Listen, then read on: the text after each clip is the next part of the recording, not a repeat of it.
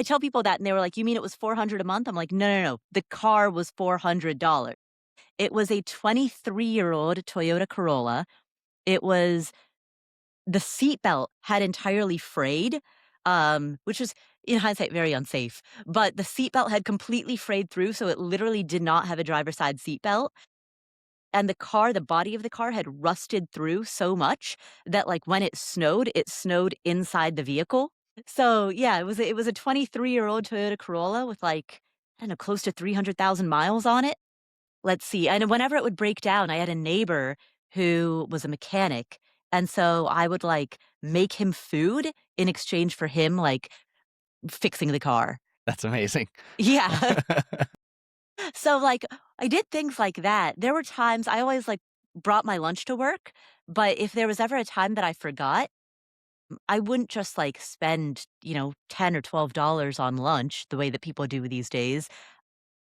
If I ever forgot to bring lunch to work, I would go to there's a grocery store, like, a couple blocks away, and they always set out free samples, and so I would go to the grocery store and just walk laps around the aisles and just, like, eat the free samples, and I would do that to hold myself over until I could leave work and go home. That's So I, like, amazing.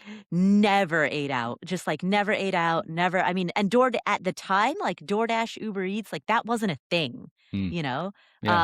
No one did that.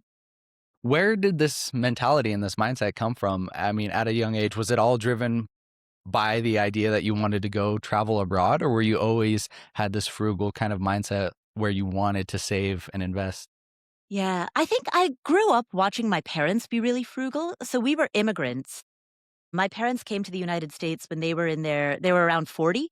And my dad got his first job earning money in US dollars when he was, I think, 40, 41, 42, somewhere like in that neighborhood.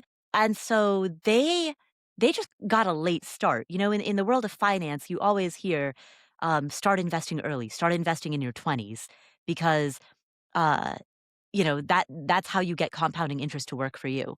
And that is great advice, but it doesn't work when you've been earning money in Nepalese rupees through your 20s and 30s, which just doesn't translate to anything in US dollars.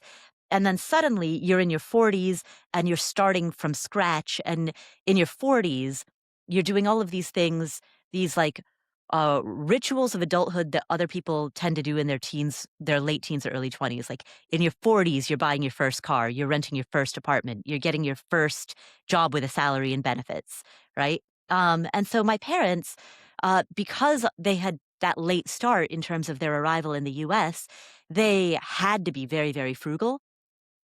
Especially because they were looking ahead and saying, you know what, we've got this daughter. One day we're going to send her to college, and then one day we're going to retire. And in order for us to be able to put money aside for these things that are going to happen in the next like 20 years, uh, we just have to be very, very frugal. And so, growing up, they were frugal out of necessity, and I just saw that and really deeply ingrained that mentality.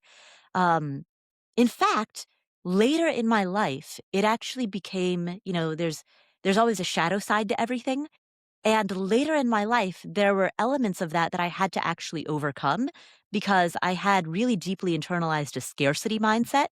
And so then when I became an entrepreneur and became a business owner, I found that it was very difficult to reinvest money back into my company, to allow myself to, you have to spend money to make money. I found it to be very difficult to do that. It was easy for me, relatively easy, to put money into index funds because it's a discrete, legible type of investment, Mhm. right? It's with a predictable long-term return, historically speaking. So putting money in a 401k in an index fund, no problem. Like no mental barrier there. But putting money into redesigning a website where the payoff to that is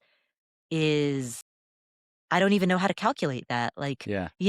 what exactly is the ROI on a website redesign? I'm not sure.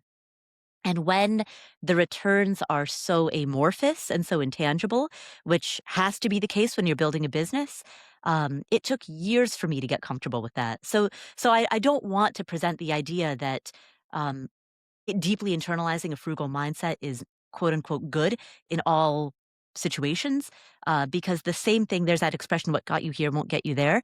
Mhm. That same thing that is very useful when it comes to figuring out how to save an emergency fund or take a trip around the world can also be a hindrance when you are trying to grow a business.